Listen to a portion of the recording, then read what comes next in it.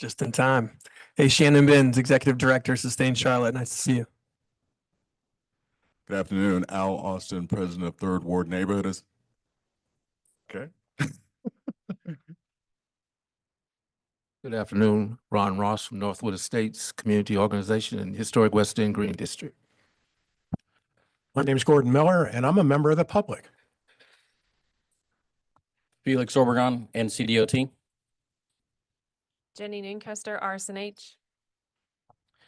Chris Matthews, Mecklenburg County Park and Rec. Lizette Nimmons, Intergovernmental Affairs Manager, Mecklenburg County. Salih Idrisu, Program Manager, Mecklenburg County Permanent Compliance Program. Peter McGrath, Mecklenburg County Air Quality Commission. It's not me. Matthew Hornack, Stormwater Services, Mecklenburg County. Amanda Harry, Key City Metro. Good afternoon, D'Alva Arnold, D. Wilson Agency.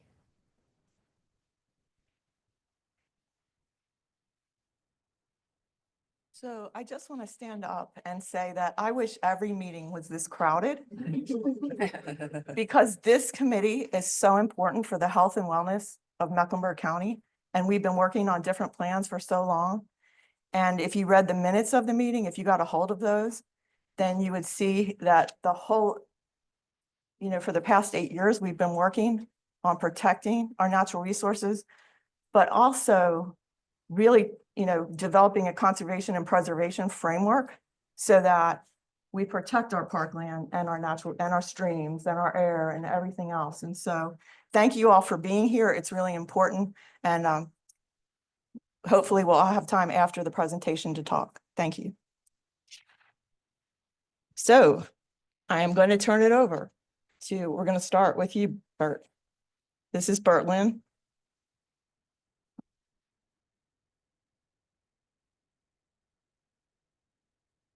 We'll do the minutes first.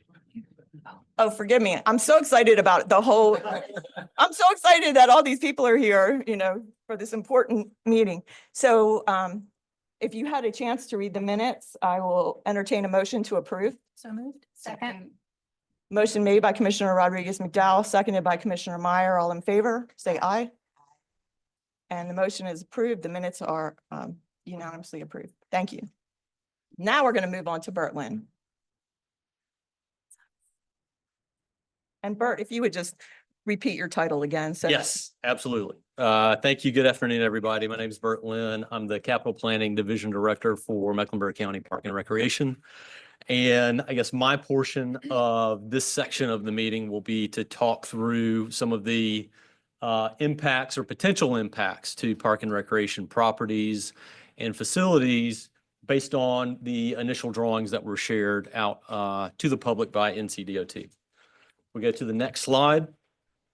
So I just wanted to start with a little bit of overview information. This was all pulled from the project website that is noted on the slide here. So this project, the Express Lanes project, is an update of 11 miles of I-77 from the South Carolina state line to I-277, I guess the north end of I-277 to Highway 16, Brookshire Boulevard. The purpose is to manage congestion by providing an option for reliable travel.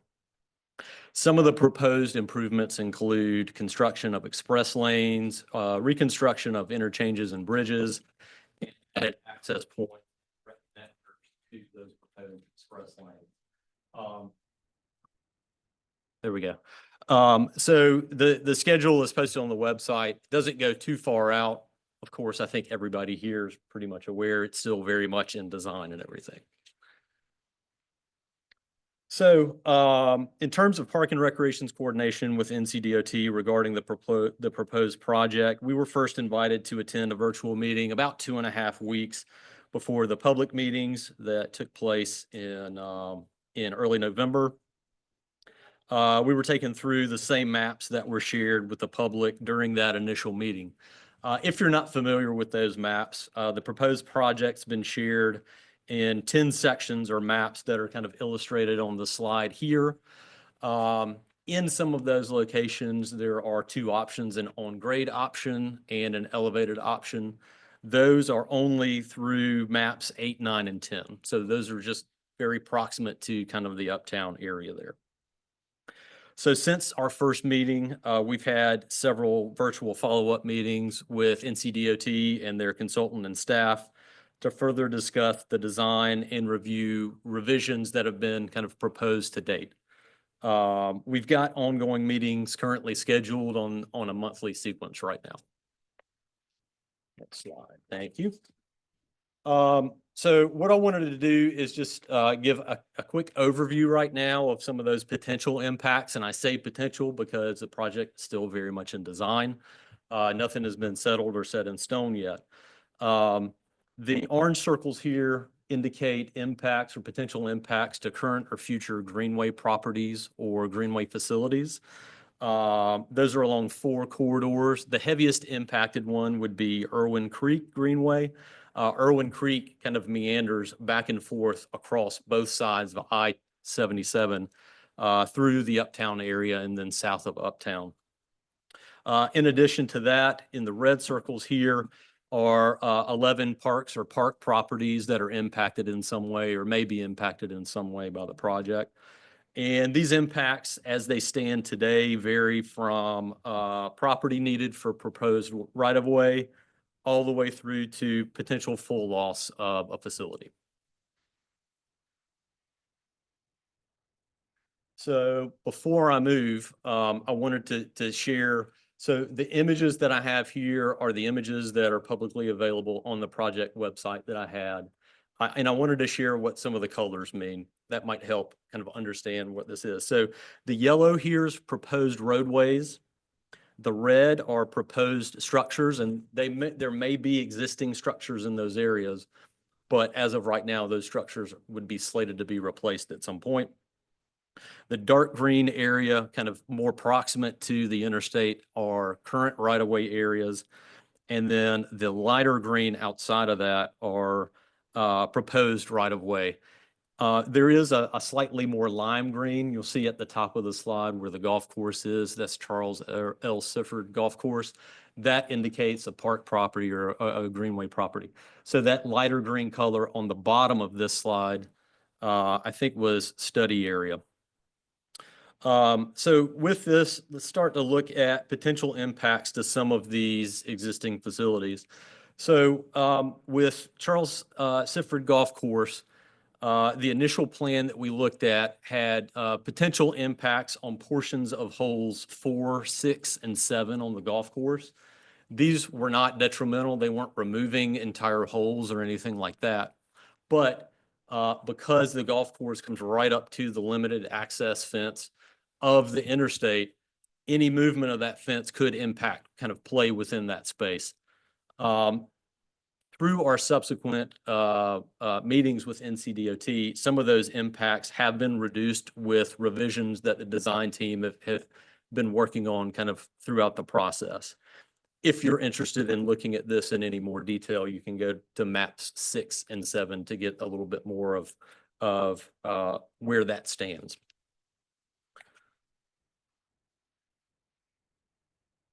Next, we'll move just north to Revolution Park, which also includes a section of Irwin Creek Greenway. This area is prior to where the elevated lanes would start. So there's not an option here that changes the impact of this area right now. So the widening of the road here requires a shift in Irwin Creek itself. And that shift would sever or deeply impact the existing Irwin Creek Greenway. And it creates a pinch point that would impact the relocation of that trail unless additional property is purchased for that trail to be moved to.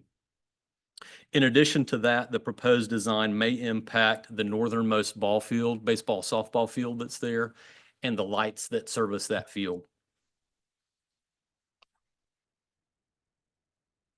Next is Abbott Park. So Abbott Park is a smaller park. We call those our local parks, and they're meant to be enjoyed by residents who live nearby. And most of our local parks don't have parking facilities, so they're walk or bike to facilities typically. So in terms of potential impact to Abbott Park, the buffer between the park and the interstate would be impacted here. And there would be some potential right-of-way impact or property impact to what is now currently county property. In addition to that, Spruce Street, which is the street that's just to the north of Abbott Park, would be impacted, and the access would be cut off through to West Boulevard. So this impacts the access to and from the park, which is a measure that we struggle with kind of across our county system. And so any impacts to Spruce Street here would also impact that access to and from Abbott Park. And this is on the south side of West Boulevard. As we move to the next slide and we move to the north side of West Boulevard, we find another local park, which is Wilmore Park. This park is heavily impacted by the proposed express lanes as they stand to date. And that includes amenities within the park. That includes the majority of the property there. So there would really be no functional park remaining in this location.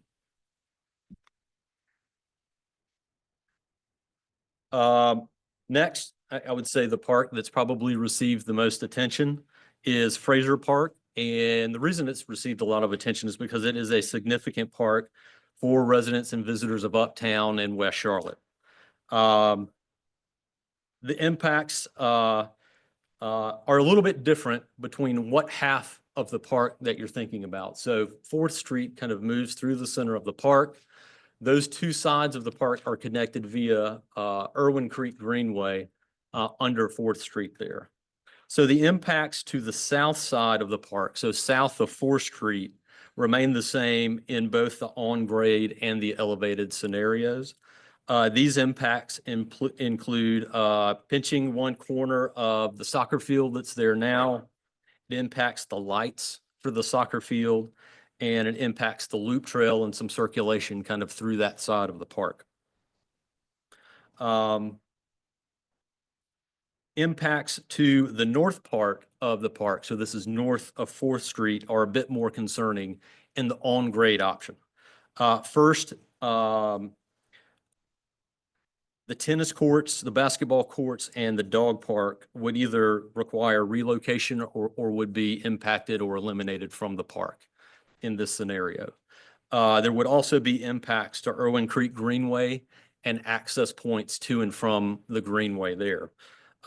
Since the initial meeting in early mid-November, I think a lot of focus has shifted away from the on-grade option through this part of the project into the elevated option.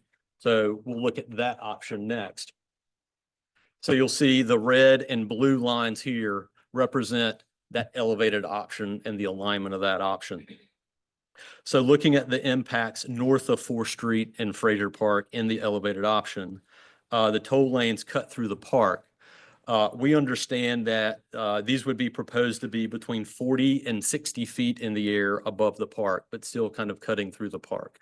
So we'd have to understand where the supports and everything for that structure might be. NCDOT has indicated that the tennis courts, the basketball court, and the dog park may be located under these elevated structures.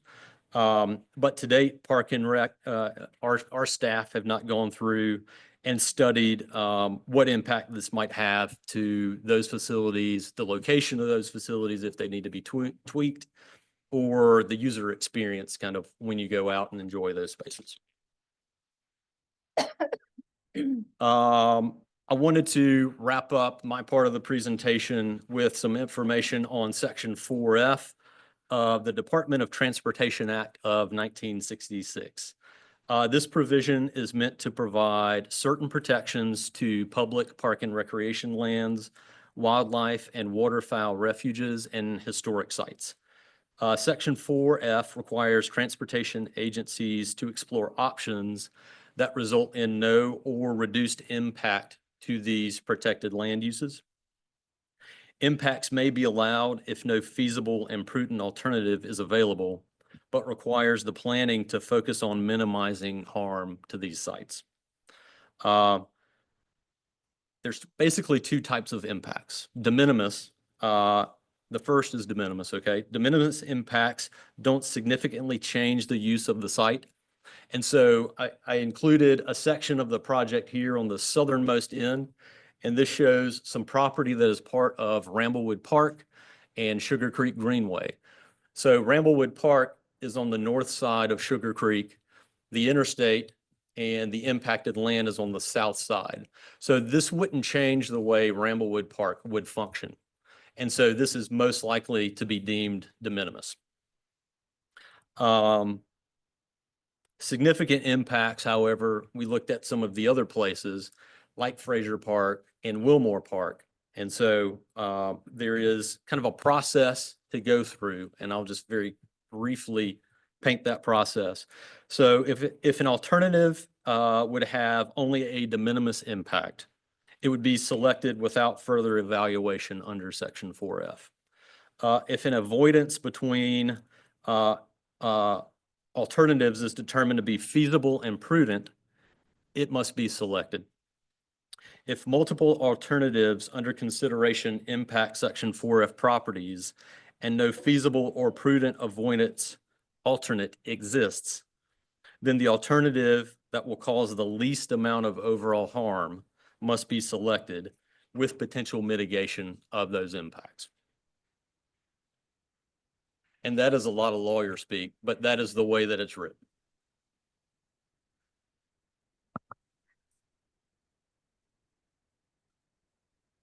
And that concludes your presentation? Yes, ma'am. Okay. So do you have any burning questions now, or do you want to go into? It's up to you. I can wait or I can speak now. Okay. We will go to the Director of Stormwater from Mecklenburg County, Don Ceccarelli. Thank you, Commissioner Don Ciccarelli, the Director of Mecklenburg County Stormwater, and wanted to walk through a few of the considerations in terms of impacts to waterways and stormwater based on the plans, the draft plans as they're shown right now.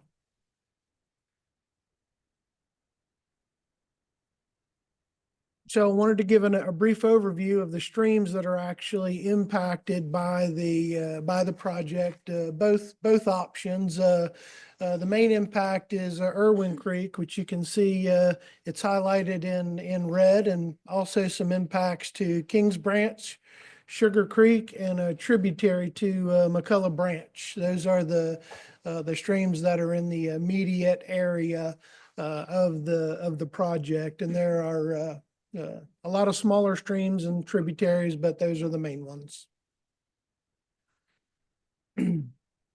Bert is giving you descriptions of what all the colors mean, and I wanted to show you this one because this is right outside of my office. So I will be looking at this project as it goes, and all of the yellow are the proposed new streets, and the red are the proposed new structures / streets.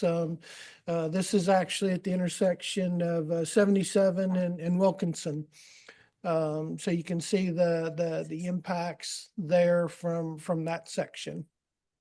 Next one. So in general, I want to give an overview of the activities from constructing I-77, but really from constructing any road that has an impact on water quality. So there's the construction activity itself, the grading of the land, the denuded area, the erosion controls, the sedimentation that comes along with that.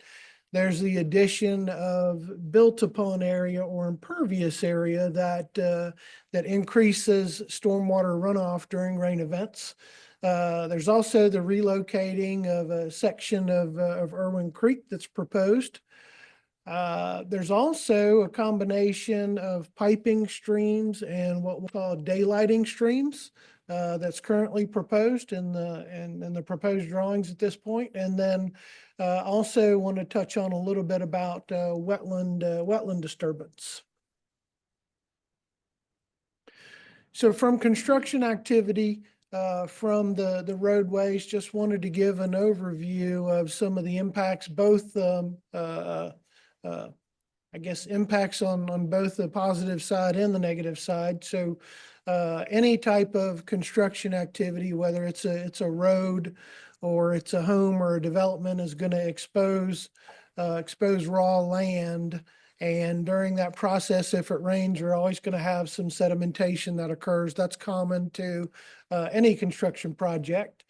The addition of built upon area, if there is an addition of built upon area, additional lanes, that is going to increase runoff during storm events over what the streams are used to seeing. That, however, is minimized in areas where you have an elevated section as is proposed. That would definitely decrease runoff in those areas if road stacking is chosen as an option. Post-construction controls by the NCDOT, they have a permit through the state to control runoff from their projects. And so any of the additional built upon area from their project is subject to treatment under their permit through the state. Within their right of way, if there's any impacts outside of their right of way, that would be governed by the City of Charlotte's post-construction program, which requires treatment of the additional runoff that's caused by the addition of built upon area. One last item is that some of the expansion of the right of way has onto private property, as it is shown right now, I can actually may prevent more intense development, believe it or not, in some of those areas that are along I-77. Relocating of Rowan Creek, just a few facts about that is that requires permitting through both the state and the Army Corps of Engineers, which requires an evaluation of water quality impacts, and that offsets and mitigations are likely required as a result of that. So they will have to go through permitting through both agencies to relocate part of a creek. Also, the Federal Endangered Species Act, there will have to be an evaluation for compliance with that act as part of the project. And we in Mecklenburg County have a lot of stream buffer rules, and these projects will have to comply with those buffer rules, both on the exemption side and on the reestablishment of buffers. If a section, say, of Irwin Creek is relocated, those buffers will have to be reestablished.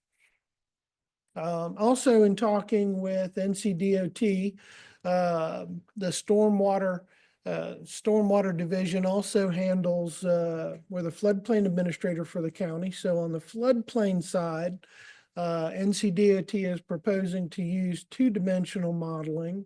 Most of the historic modeling that's been done has been one-dimensional modeling. So the two-dimensional modeling is more sophisticated and can produce some better results. And NCDOT is proposing to use those to evaluate any impacts from flooding along any of the creeks because of the project.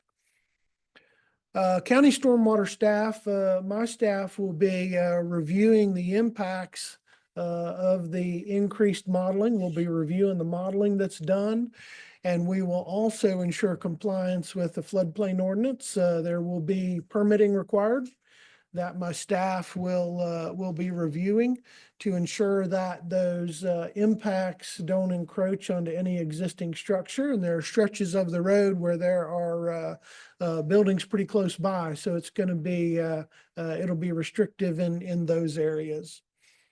And then lastly, as a result of the project, we will require NCDOT to review and produce new floodplain maps showing where the new floodplains will be as a result of the project.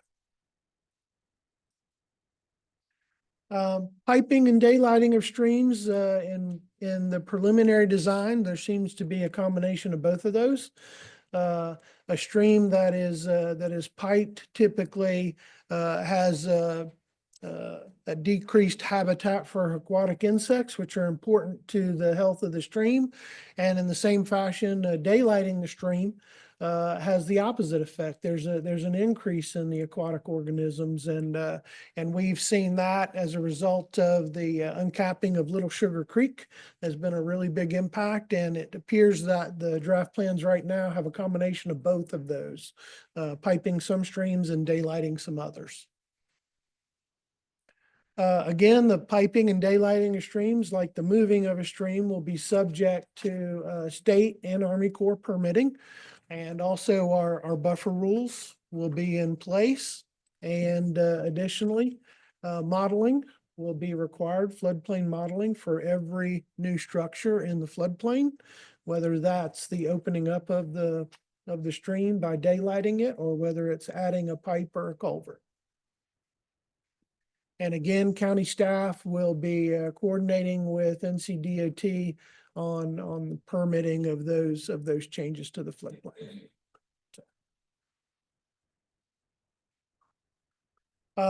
Wetlands disturbance, and looking at the draft plans right now, it appears that there may be one area where there may be a need to fill in part of a wetland. It's shown on this slide.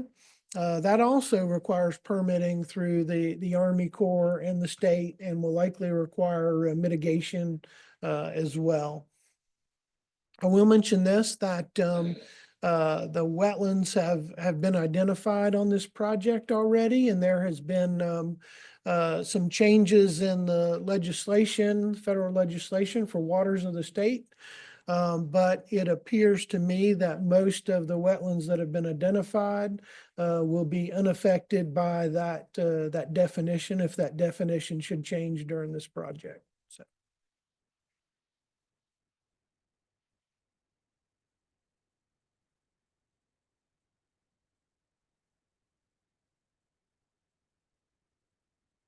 All right, once again, my name is Megan Green. I'm an air quality program manager with Mecklenburg County. So NCDOT is in the process of completing a required environmental assessment for this project. And so my team has researched some strategies to mitigate near road air pollution that we plan to share with NCDOT. And so I want to make sure that I bring this in front of you for your awareness today, and I guess awareness of the general public as well. Next slide, please. So vehicles are the largest source of local air pollution here in Mecklenburg County, and highways concentrate these sources together. Our pollution data that we've collected at our regulatory monitors reveals that in 2025, particulate matter concentrations were 19% higher in the near road environment compared to other sites around the county. And the US EPA has linked living near or attending school near major highways as resulting in higher rates of things like asthma, cardiovascular disease, and impaired lung development. Fortunately, researchers have also identified that there are ways to mitigate exposure to air pollution in the near road environment. And so those strategies are the ones that I'm going to go through today in the remainder of my presentation. Next slide. So the first strategy I'd like to discuss is roadside barriers. You may have in the industrial source context heard of smokestacks. Smokestacks have a very specific function. They take pollution that's produced here at ground level and they move it up higher in the atmosphere because one, it is further away from where people are breathing, and it also promotes dispersion. Research suggests that roadside barriers can do a similar function of promoting dispersion of pollution that's produced at near road. There are three, and you kind of see a graphic here that shows a barrier, and then the pollution concentrations are the more colorful colors, and you can see that there is a promotion of going up and out, helping with dispersion of near road air pollution. There are really three types of near road barriers. If you go to the next slide, that I'll talk about. The most effective near road barrier has been found to be a a wall with a vegetative barrier. So that is the picture that you see. It's an example of a picture you see here on the left. So a solid wall, at least 4.5 meters or about 15 feet with a vegetative barrier at the top. And again, this helps promote air or pollution from going up and dispersing into the atmosphere more quickly than if it were not taken up and dispersed. The second most effective option is a wall alone, so wall without the vegetative barrier. And the third most effective option is the top right picture of a vegetative barrier that is thick. It fully covers from the ground to top and extends to a height of 6 meters or more. And again, that presents the most potential for dispersing downwind pollution or seeing downwind pollution reductions. The bottom picture, actually, if you go back, the bottom picture shows a vegetative barrier that would not be as effective. You can see large gaps in between the trees and the pollution kind of meander through those gaps in the trees. We know that children, older adults, and people with existing heart and lung conditions are most sensitive to air pollution. And so barriers can be prioritized next to things like schools, daycares, residential areas, and medical facilities, again, to try to mitigate air pollution concentrations adjacent to near road areas. If you go to the next slide. So while barriers are effective, research has also shown that there can be some pooling or meandering around where barriers end. And so paying attention to if barriers are installed but are not continuous, making sure that those barriers extend at least 50 meters beyond a sensitive area. Again, those would be things like daycares, schools, residential areas, and medical facilities. Next item has to do with evaluating permeable pavement. So road dust, which comes from brake wear and tire wear, can be resuspended in the air as it's driven over on the road. And there is some evidence that permeable pavement does a better job of like trapping that dust, so it is not resuspended. And so that is something that could be evaluated as part of any newly constructed or resurfaced lanes. And then the final strategy I'll mention involves air dispersion modeling to understand the near road impacts of air quality across the different design options. So stacked roadways may interfere with air dispersion, posing really unresolved questions about how that design option would impact near road air pollution. And so for this reason, air dispersion modeling should be used to compare the design options, and the results should be discussed in the environmental assessment. So with that, I would like to recognize our Director, Leslie Rhodes, to provide some closing remarks. So thanks, Megan. I wanted to thank you all commissioners for the opportunity just to share information about options for reducing this near road exposure associated with existing and future I-77 traffic, specifically in the context of the widening project. And I want to just conclude the remarks from air quality by zooming out for a moment and just emphasizing that what we've presented to you really are options. They are options for technical design and analysis. And so I want you to know that staff recognizes and appreciates that as policymakers, you must hold that technical analysis in hand while also clearly hearing from the community impacted by your decisions. And so it has been our intent and is our intent today to equip you with that technical information as you prepare to hear from the people most impacted by your decisions. So I hope you found the information helpful. Thank you. So before we start, I just want to say, like, every single thing that was covered today is so important in terms of health and wellness, in terms of livability, in terms of quality of life, all the things that make this a place that people might want to live. And with the explosive development that we have and all the burdens of transportation, and all of the comments, like I've watched all the meetings to hear community input because we represent the people. And the only person, like I'm thinking, the only person that mentioned the impact on parks was Shauna Bell, I think. And I kept thinking, I hear all this negativity, but it's more negative than that. It's more negative than what I'm hearing. And there's so many layers of negativity. And so I'm thankful to cover the park impact, the stream impact, the impervious impact.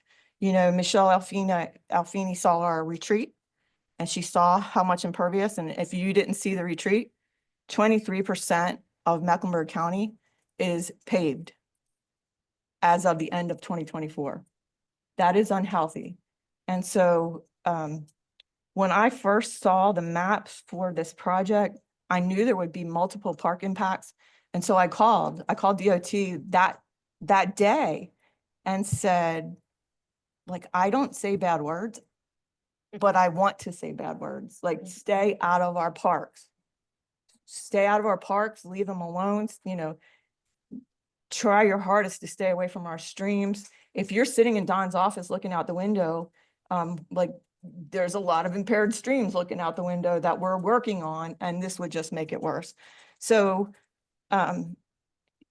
we really, I say to everyone all the time, this is the most important committee. It's not a joke.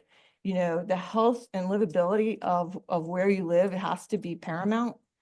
And I'm really glad people are paying attention to this now, because all of it matters. And I will start with you, Commissioner Altman. Thank you. Thank you to our chairwoman, who has always led us on environmental stewardship, and now pulling together with, of course, staff, this very important briefing. I want to begin by reminding a little bit of chronology, because I think it's really important. In addition to the years of briefings and discussion about this project that happened at CRTPO, where none of this was ever covered. Not at the board level, not at the subcommittee level, where we have county employees who are also sitting and listening. Not a word of this was presented to the Board of County Commissioners when we met and received a briefing from NCDOT on September 24th, 2024. And again, when we received a briefing about this on October 15th, 2024, not a word about this. On October 16th, 2024, when a majority of CRTPO passed this, not a word about this. Then when CRTPO spent months putting together a core list of terms and impacts that we wanted to address and be sensitive to, Commissioner Powell was there for that, and other colleagues came. No briefing about this. How many county properties? Will you bring up slide 6?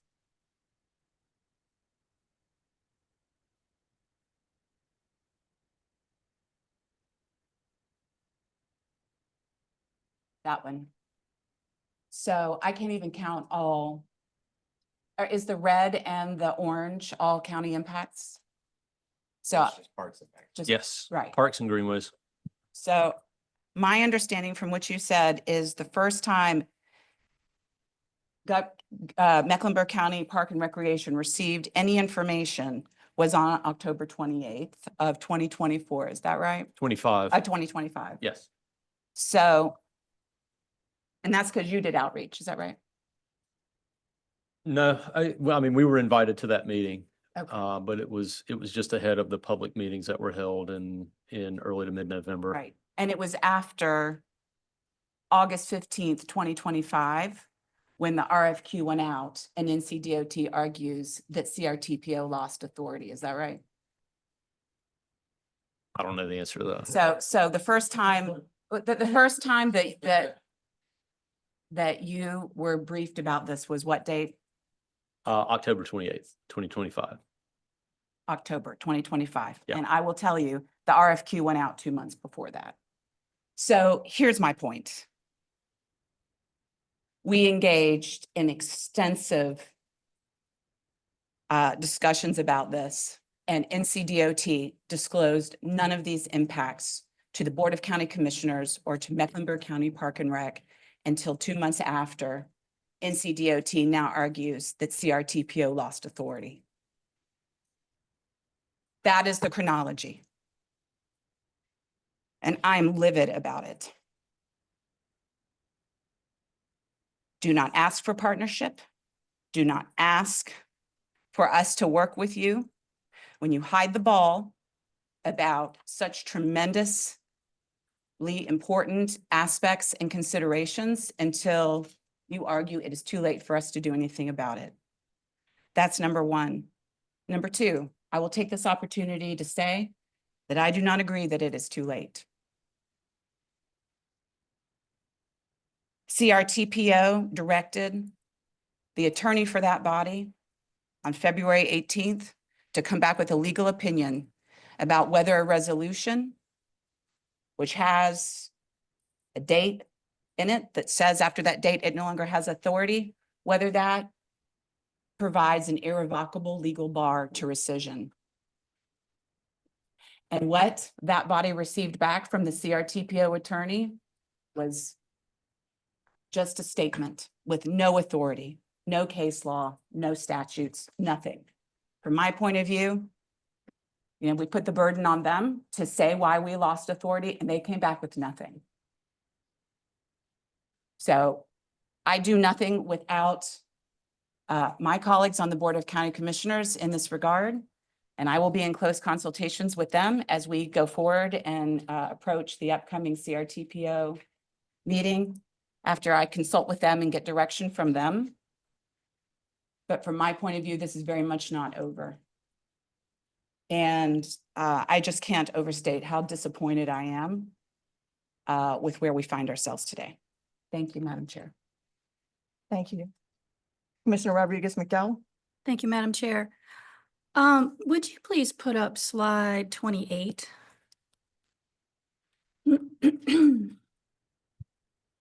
As I've been listening, to all of these presentations, sorry, it's 29. It's page 20. Yeah, there you go.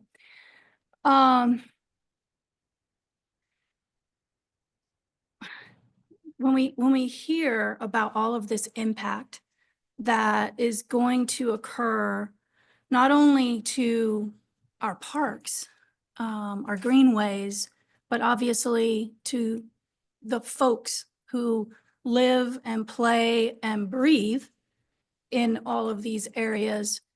And I look at, all these slides with the spaghetti lines all over the place. It seems to me that these are huge, literally huge impacts. And when you look at this slide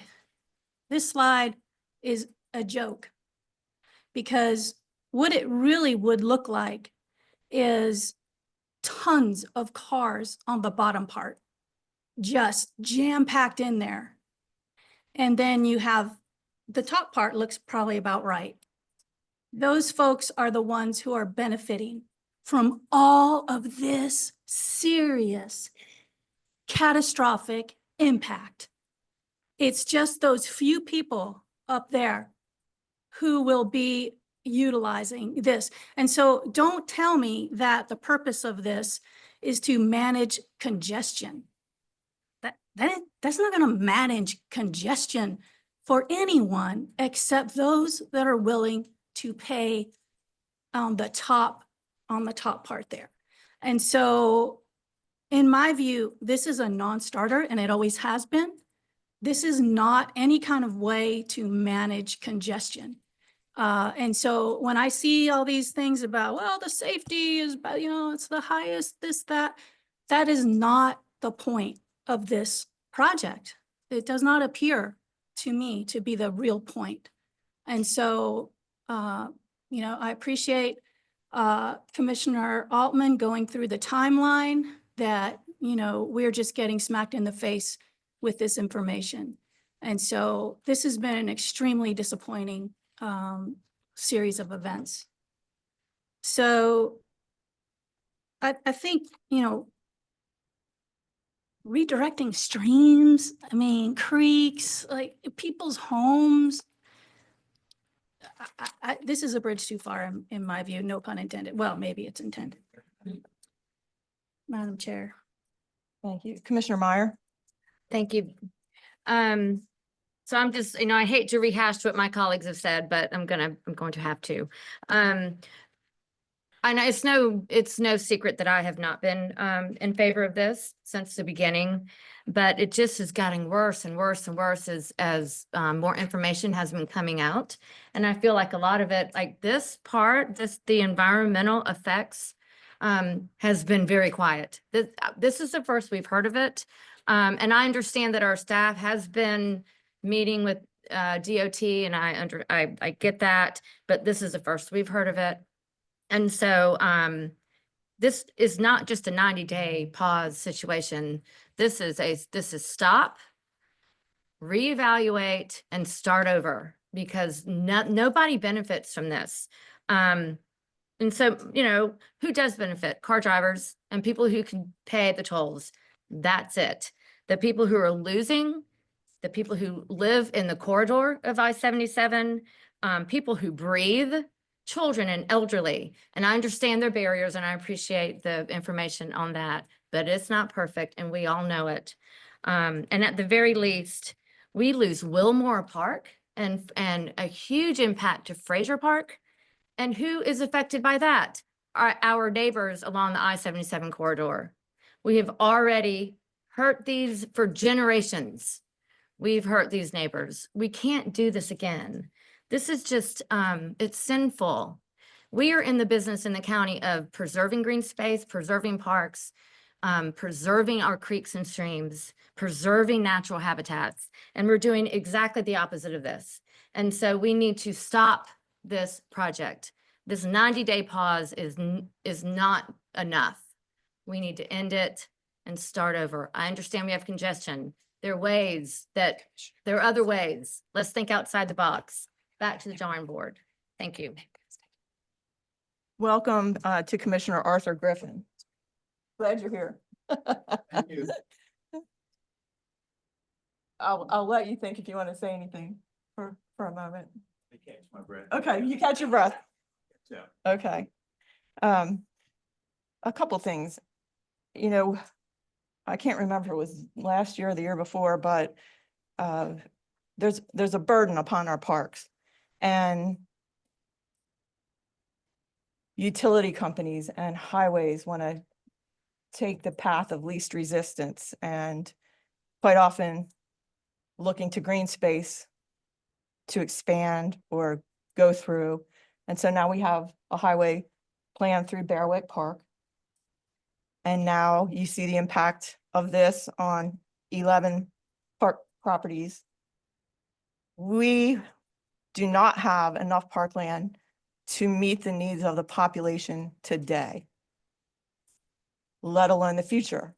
We have worked so hard in the past 8 years to do land acquisition to meet the needs of the public, and then realize, oh, we better have a really good conservation and preservation plan to protect it. Because as all of these rezonings get approved, nobody's really thinking about the infrastructure. And so, oh, well, I'll just go through this park. Stay out of our parks, like stop it. Because as long as I'm breathing, I'm going to show up to speak against this. Like when the county, the taxpayer dollars go to buy parkland, to do the greenways, to all the investment that we put in this for so many years, for decades, we're going to fight to protect it. You cannot just, pre-bake your way through it. This feels very pre-baked. So I feel the anger that Commissioner Altman feels, but I also feel like that emoji, that green emoji, that pukey, nausea, green emoji, because it's like layers and layers of negativity. And just stay out of our parks and stay away from our streams. Like the impact is so bad now. And, when I looked at the alternatives, those aren't even native. Like when I was looking at the forestation along as your air quality recommendation, they aren't even native species. And I'm like, gosh, you know, we have to commit to that if we're gonna protect air quality. So another thing, I really am really sick. I know we have to use the word sometimes, but it's overused. I'm really sick of the word minimize and mitigate. It's really like, we're gonna screw it all up, but we're gonna say that we're mitigating it or minimizing it. That's not true. It's just like, stop it. So I don't know. Oh, I do want to say another thing. There's so many things I want to say. The Charles Siffer Golf Course is a historic golf course. So I was there when he was alive and we named it.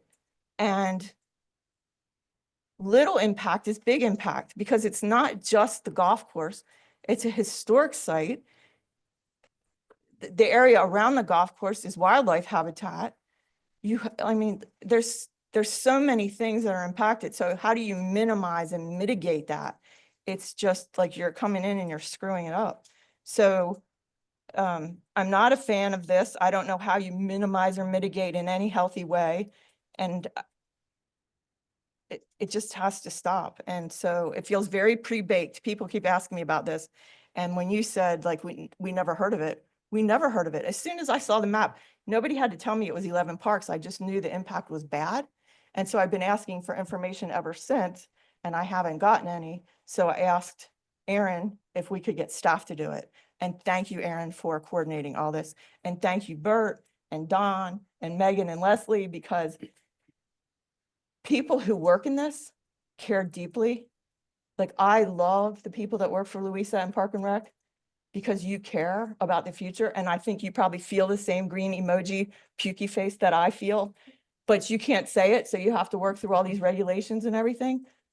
Thank you for that. Like, thank you for the work that you do to protect and preserve our natural resources, because nobody wants to live here if you're worried about, I mean, imagine living next to this. So my background is healthcare. I've seen patients, like, you wonder, what were they exposed to? With COPD, asthma, pulmonary fibrosis, different lung cancer. They never smoked. Where were they when they were breathing all this? Like, the impact on your lungs, you know? So this is not healthy, and it's really hard for us to take it all in. I appreciate all the work you've done. And I just want to conclude by saying, stay out of our parks. Thank you. Do you have anything else? Anything else? Thank you. Cool. So how about you, Arthur? Yeah, I mean, I'll just chime in. I apologize for coming late. I had another meeting to attend. A couple of things. Oh, you need the microphone? I got it. Microphone. All righty. I apologize for being late. I'll say that on record. But anyway, thank you to this committee for your due diligence and your professional expertise. Elaine, you already said that. Also to the staff. There are a couple of things I would say. One of our board goals is to reduce or eliminate disparities. And one of the things specifically that makes me feel so good about the county's position, this committee's position, the staff's position, is that growing up in Charlotte, I've gone through this. So this isn't the first time governmental actions have encroached on the quality of life and opportunity, particularly as an African American. I grew up on 6th Street. Urban renewal started in Brooklyn, but it also went over to First Ward and Greenville and other predominantly African American neighborhoods. And we had to suffer in terms of progress for this entire community. The uniqueness of this experience is I was a child. There were no African American policymakers until 1965, when a graduate of my high school, 2nd Ward, Fred Alexander, became the first African American. But to sit with my colleagues in terms of public policy makers in a governing role, to be able to push back on obvious encroachments on the quality of life of the community is just, you just can't believe the joy that I'm experiencing to be able to be a part of an organization that speaks for equity, that speaks for equality. There's no greater experiences than to be in a position as ours to not only articulate emotionally, but with statistics and data to specifically point out the disparities, the improprieties, and just the bottom line, what's just wrong. A lot of you are probably younger than I am. I'm only 21. But think of this in terms of impact. When we were coming through, the Federal Housing Administration, governmental agencies and banks were dealing with something called redlining. That's in essence what you're doing.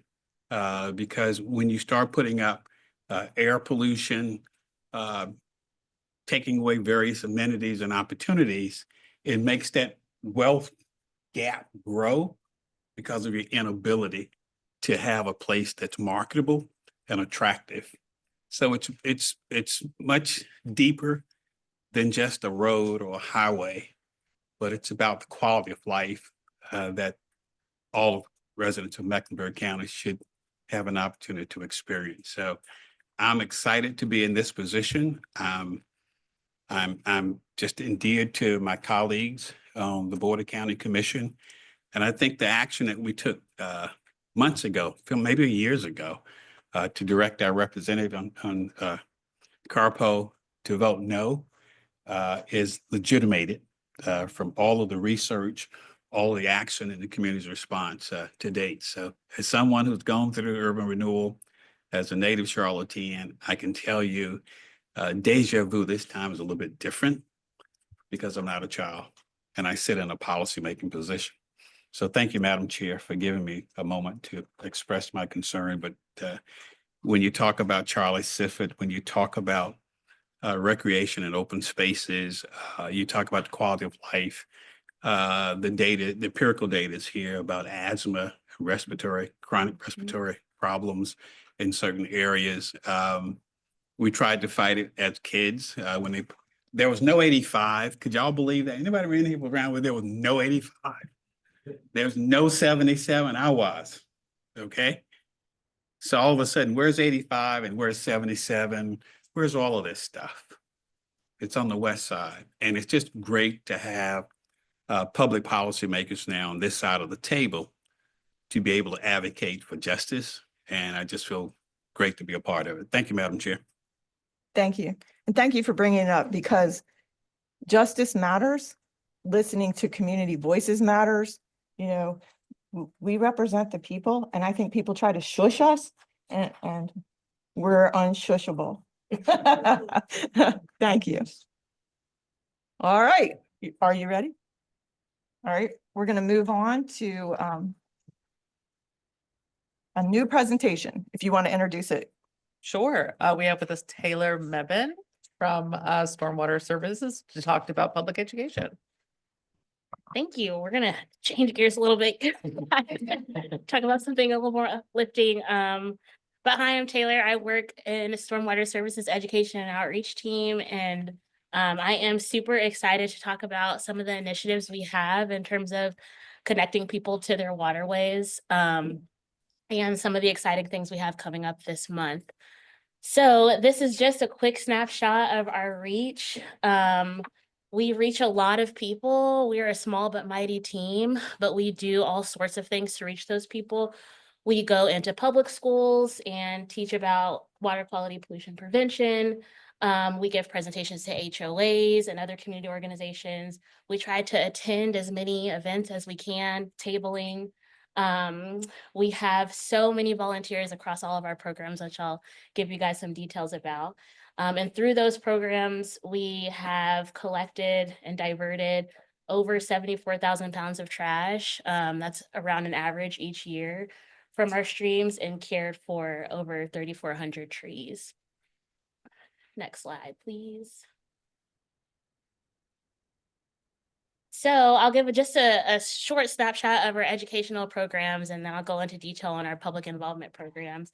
But we do a lot around the county in terms of teaching environmental education through K through 12.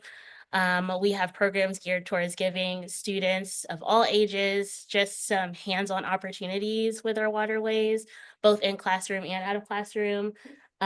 We have attended several community events, and we try to make sure we are very representative of our county in each of our towns and within the city of Charlotte.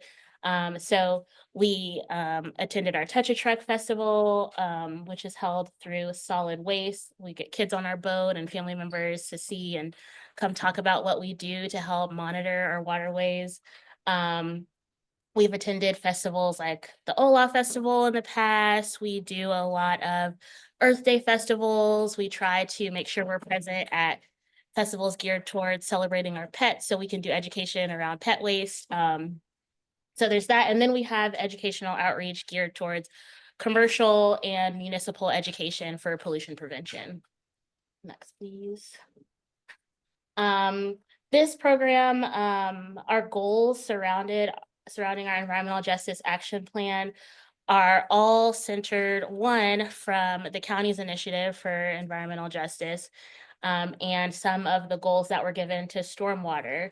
And so to kind of make sure that we are equitable in our reach and make sure that we are present in communities, both that we are prioritizing that face barriers to participating in our program, and all of the towns, we have created goals that are focused on making sure our outreach efforts are intentional, through building community partnerships and building trust in the communities that we are serving. And so what that has looked like is making sure we're having consistent outreach and communications with the communities that we are partnering with and with the community organizations that support priority areas. We've done a lot of really fun events with so many different organizations, which we'll talk about a little bit later in our public involvement program. But these are just a few examples of some of the things we do. We do a lot of stream cleanups and service learning projects. We had a kayak tour in partnership with Park and Rec at Lotta Nature Preserve. And then we have a program going on and a long-term partnership going on with Johnson C. Smith University. So this map here is just a snapshot of our reach over fiscal year 25. And it kind of shows where everyone in the county is coming from to our events. And it helps us understand, you know, where are the pockets where we're not seeing people coming from and where should we focus our outreach in the upcoming year. And we get pretty good representation. We just ask people if they're willing to provide us some address data, if we could use that to determine where you are from and where we should be doing more outreach at. Next, please. So we have a lot of different options to get people involved in their waterways, and we try to make sure that we are giving people different touch points. So you get an opportunity if you just want to do something short and quick with us, and that gives you some awareness of what we do, and then down to tiers where you can get super involved and help us collect water quality samples.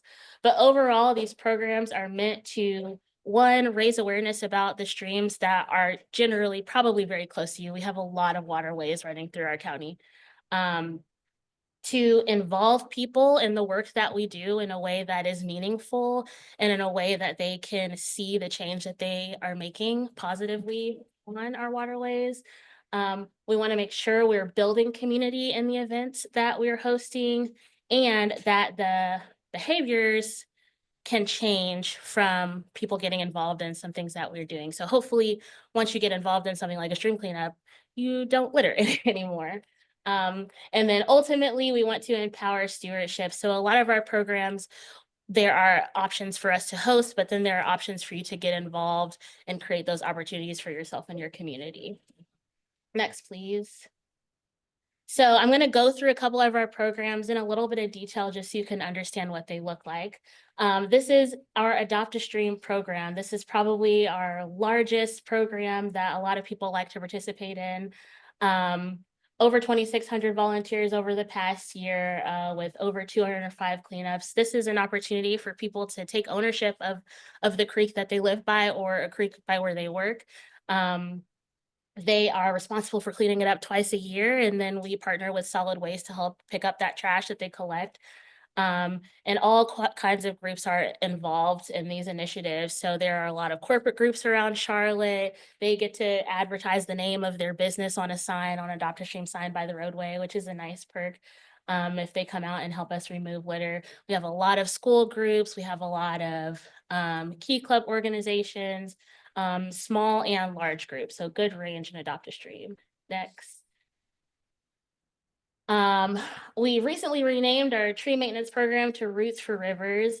And we do this program to help with the maintenance of the trees that we plant as part of creek relief that we do in partnership with the Charlotte Public Tree Fund, North Carolina Wildlife Federation, Charlotte Water, and then the Soil and Water Conservation District. So each year we pick a major site to plant. There are smaller county sites that we plant here and there throughout the year.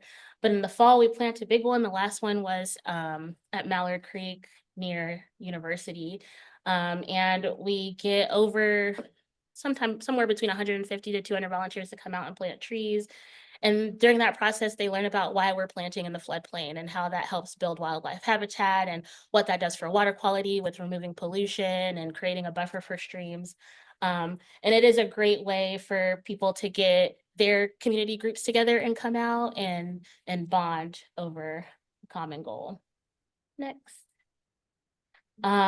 So our volunteer monitoring program is one of those programs where we like to give people an option of how involved do you want to be. So we have our snapshot program where if you're ever walking along a greenway, you might see either a yard sign or a permanent sign that we have in Uptown where it just asks you to, hey, what does the creek look like to you? What's it looking like right now? And it just tells people to take a picture and scan a QR code and tell us what you see.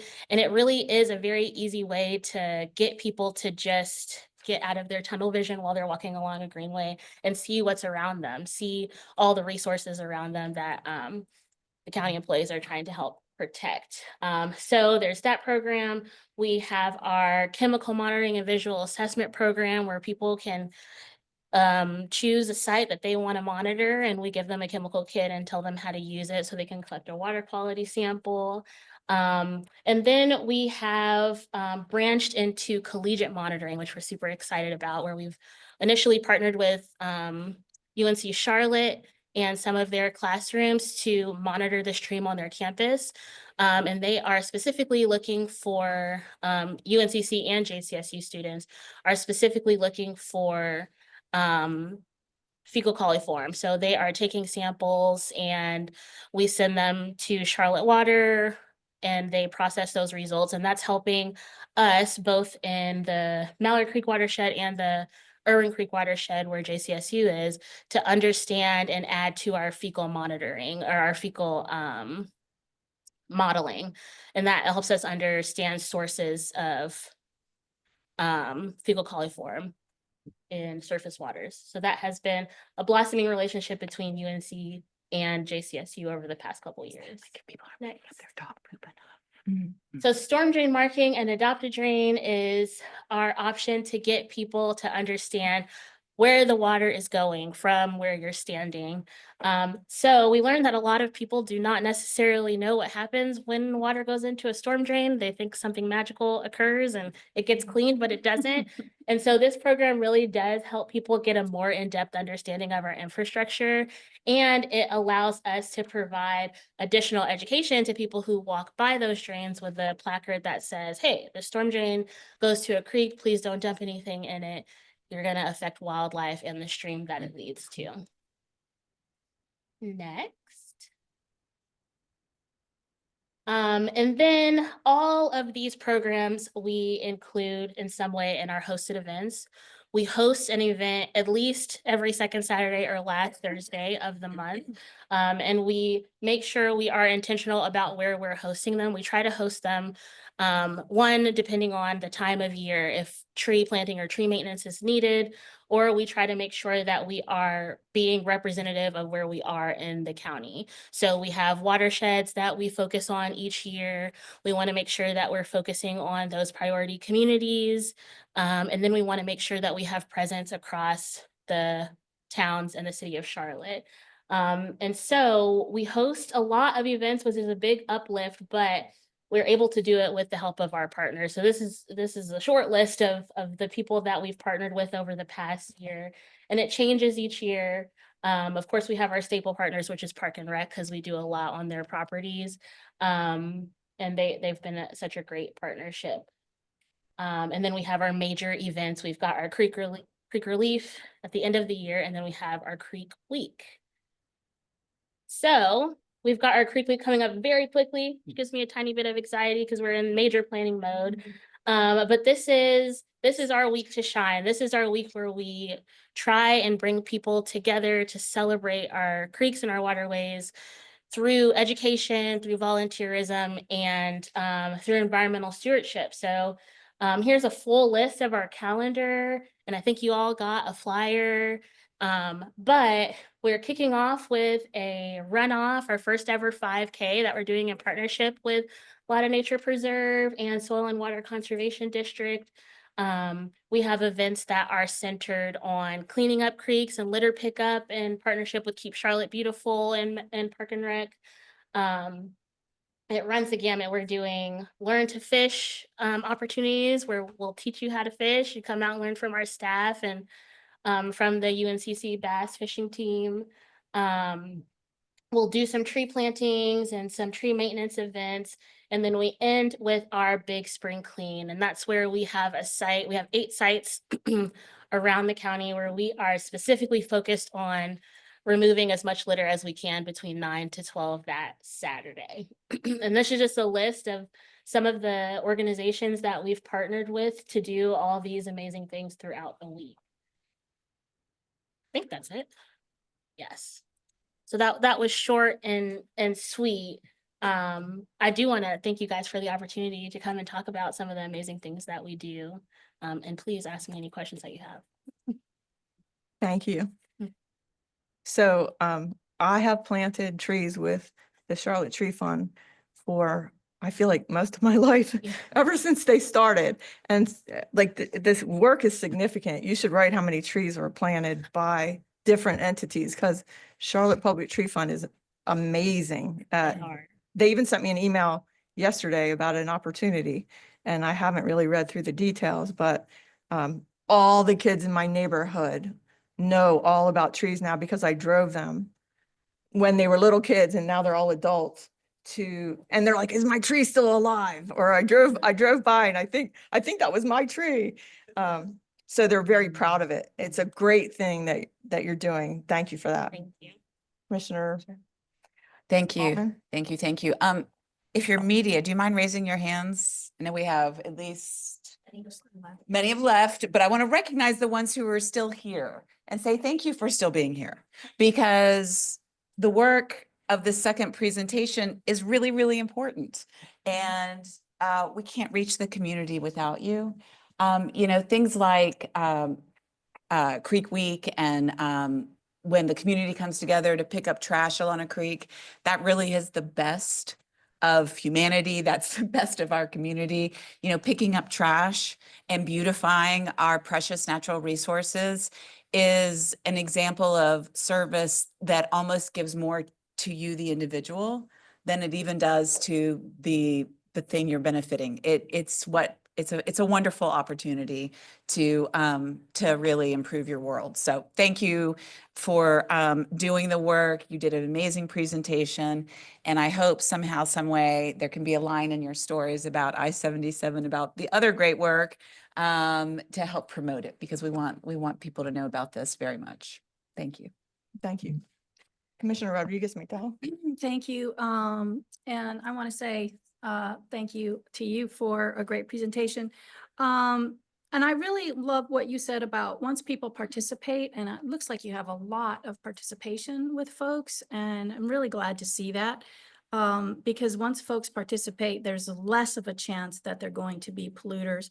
and that they will spread that knowledge, you know, I think there's a better chance. So I think that's a great point. I'm one of those people who thought something magical happened before I got this job. Once things went down the drain, I had no clue. But now I do. And so I really appreciate you raising that awareness. And I think that's really important. And I also think that the stormwater runoff is so clever. I love that. That is great. I will not be there, but I am not a runner, but I love that. So You can thank you. walk, you don't have to I run. can walk. Okay, maybe I'll think about it. But Taylor, thank you for the work that you do. Commissioner Meyer? Thank you. Couple of things. I want to reiterate what Commissioner Altman said. Thank you to the press that are still here because it was such a doom and gloom, the first presentation, and this is such a positive thing. So I love that we're talking about something positive and ending on a positive note, because if you watched the other one, it was just, you know, like, oh my God, what are we going to do? But this is so great. I love this. And I want to say that I have organized creek cleanups and I love it. It's so much fun. And you will never use a plastic bag again. If you clean up these creeks ever, you will go out and you will find some reusable bags because it's just awful. That's probably the majority of what you find in creeks.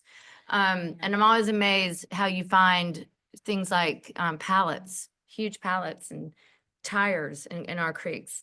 So, and you don't have to be involved in a organization or a business, correct, or a school. That's correct. You can contact You can come out as an individual. as an individual and organize it yourself, which is what I've done in the past, neighborhoods or whatever. We've had a lot of people make friends at our events. So. Yes, yes. So I just want to encourage the public to think about that because it really is a lot of fun. It's just a lot of camaraderie and you get wet and gross, but you see what's really out there. And you said something that hit me too, and I can't remember, but thank you for this. I really appreciate it. I love that we are ending on a positive note. Thank you. Commissioner Griffin? All I can say is just thank you. I know you, my colleagues would probably would be surprised at this, but I too, Madam Chair, go by Southwest Middle School there periodically. For planting a bunch of trees years ago to see what the status of my particular trees are. So thank you so much to staff. Thank you for letting me sit down on your committee. Thank you. You are welcome every single time. We love it when you're here. So I'm going to end on positive. And first thing I want to say is thank you, Commissioner Altman. Thank you, Commissioner Rodriguez McDowell. Thank you, Commissioner Meyer and Griffin. But this committee, like I can always count on you. I can count on you to show up. I can count on you to stand up for natural resources. And, you know, we probably have 5 or 6 committee meetings left until I finish my term. And I am so grateful for you, but I'm also mourning, you know, like I just think this to be able to serve on this committee with you guys is one of the greatest honors of my life. And the heart that you have for protecting natural resources, I'm really thankful for. And I'm thankful for Louisa and for Park and Rec. And I love that you guys, like, this is your profession to protect natural resources. And it's such a noble profession. And I know you don't get recognized enough for the work that you do, but I am like, I know my colleagues are. I'm just so thankful for you. And I can't help but think of Rusty, you know, like I was telling Don, I said, I would think, what would Rusty say today? He would be like, every time I look out the window. And then I think of, I always think of Dr. Garmin Brown because I worked with her. And so we saw the impacts, like we saw the suffering of communities where there were major health disparities because of what Commissioner Griffin was talking about earlier. And, you know, I'm just so thankful for all the positive in my life. And I'm going to take the last 5 minutes of every meeting to just, you know, hopefully what Commissioner Meyer said, end on positive, but also end on grateful. You know, it's frustrating because we have so many obstacles to protect the environment, but we can't give up. You cannot make a difference if you're not here fighting the fight and being unshushable. So I want to say thank you to NCDOT for being in the room to listen, because listening matters. And so I appreciate that you're here. And if there is no further commentary, I will entertain a motion to adjourn. So moved. Second. Moved by Commissioner Rodriguez McDowell, seconded by Commissioner Meyer. All in favor, say aye. Aye. And the meeting is adjourned. Thank you.